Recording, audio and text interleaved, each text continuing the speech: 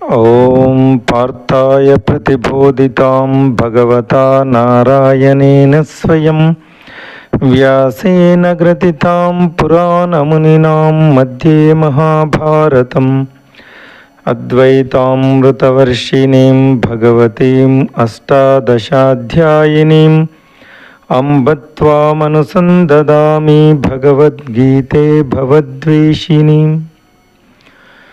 నమోऽस्तु వ్యాస విశాలబుద్ధే పుల్లారవిందాయతపత్రనేత్ర येन त्वया भारततैलपूर्ण प्रज्वालितो ज्ञानमयप्रदीप प्रपन्नपारिजाताय तोत्रवेत्रैकपानये ज्ञानमुद्राय कृष्णाय गीतामृतदुहे नमः.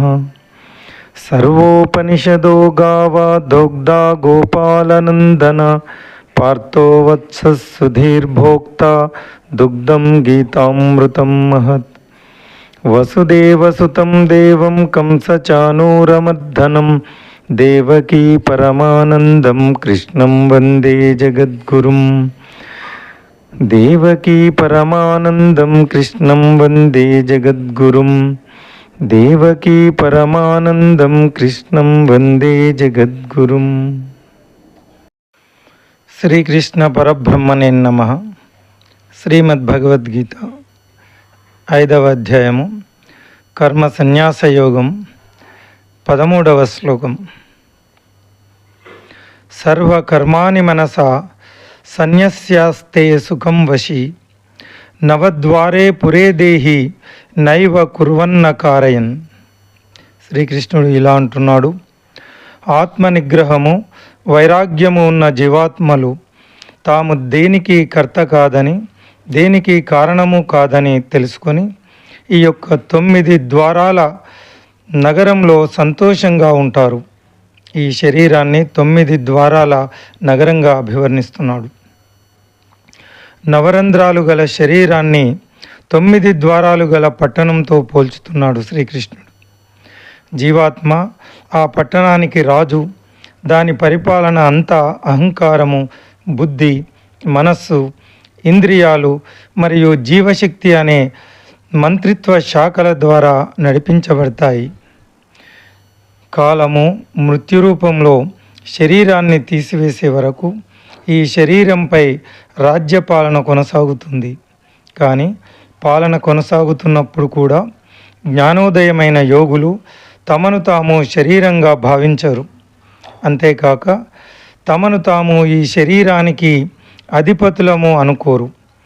సరికదా, శరీరాన్ని దానిచే చేయబడిన అన్ని క్రియలను భగవంతునికే చెందినవని భావిస్తారు.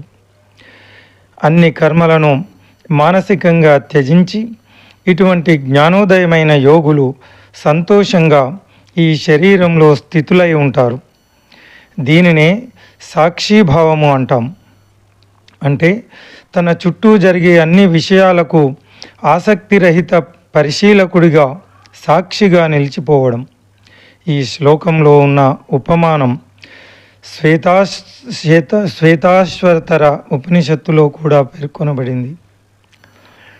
నవద్వారే పురే దేహి హంసో లీలాయతే బహి వశీ సర్వస్య లోకస్య స్థావరస్య చరస్య చ. 3.18 శ్వేతాశ్వతర ఉపనిషత్తులో చెప్పినట్లు శరీరం 9 ద్వారాలను కలిగి ఉంటుంది. 2 చెవులు, 1 నోరు, 2 నాసికారంధ్రాలు, 2 కళ్ళు, అపానము, జననేంద్రియము. భౌతిక దృక్పథంలో ఈ దేహంలో ఉండే జీవాత్మ తనను తాను ఈ నవద్వార పట్టణంతో అనుసంధానం చేసుకుంటుంది. తన శరీరమే అనుకుంటుంది. తాను శరీరంగానే భావిస్తుంది. లోకంలోని సమస్త భూతాలను నియంత్రించే పరమేశ్వరుడు కూడా ఈ దేహంలో స్థితమై ఉంటాడు. ఎప్పుడైతే జీవాత్మ భగవంతునితో అనుసంధానం అవుతుందో ఈ శరీరంలో వసిస్తున్నా అది ఆయనలాగే స్వేచ్ఛను పొందుతుంది. ఈ క్రితం శ్లోకంలో జీవాత్మ దేనికి కూడా కర్త కాదు, కారణం కాదు అని ప్రకటించాడు శ్రీకృష్ణుడు. మరైతే ఈ లోకంలో అన్ని కర్మలకు భగవంతుడే కారణమా అన్న ప్రశ్న ఉదయిస్తుంది. దీనికి తదుపరి శ్లోకంలో జవాబు లభిస్తుంది. తదుపరి శ్లోకంలో దీన్ని వివరిస్తాడు శ్రీకృష్ణ పరమాత్మ. The embodied beings who are self-controlled and detached reside happily in the city of 9 gates, free from thoughts that they are the doers or the cause of anything. Sri Krishna compares the body with its openings to a city of 9 gates. The soul is like the king of the city, whose administration is carried out by the ministry of the ego, intellect, mind, senses, and life energy. The reign over the body continues until time, in the form of death, snatches away the corporeal frame. However, even while the reign continues, the enlightened yogis do not see themselves as the body, nor do they consider themselves as the lord of the body. Rather, they hold the body and all activities performed by it as belonging to God. Renouncing all actions through the mind, such enlightened souls remain happily situated in their body. This is also called Sakshi Bhava, or the attitude of being the detached observer of all that is happening around. The analogy in this verse is also given in the Svetashvatara Upanishad.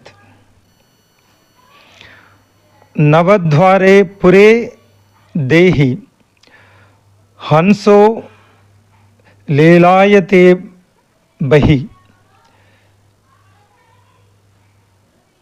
Vashi सर्वस्य लोकस्य सावरस्य चरस्य. Chapter 3.18 says, the body consists of 9 gates, 2 ears, 1 mouth, 2 nostrils, 2 eyes, anus, and genitals. In material consciousness, the soul residing with the body identifies itself with this city of 9 gates. Within this body also sits the Supreme Lord, who is the controller of all living beings in the world. When the soul establishes its connection with the Lord, it becomes free like Him, even while residing in the body. In this verse, Sri Krishna declared that the embodied soul is neither the doer nor the cause of anything. Then the question arises whether God is the actual cause of actions in the world. This is answered in the next verses.